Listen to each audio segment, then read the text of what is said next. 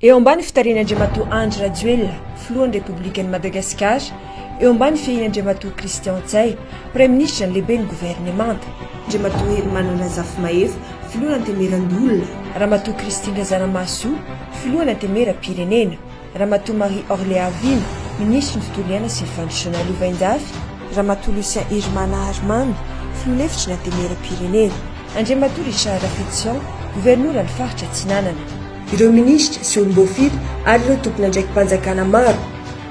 Fanokafana fomba ofisialy ny fambolek'azy 2024 nivana amby 20 janoary 2024 avy izao any Laka Est, Vatomandry, faritra Atsinanana manomboka valora maraina. Amin'ny fotoana ihany koa ifanomboana ny fampiasana ny teknôlôjia vaovao amin'ny alalan'ny fampiasana drone. Iarahentana avokoa isika rehetra hanatrarany tanjo 5,7 hektara napetraka sy fanatanterahana ny vila Madagasikara rakotra ala.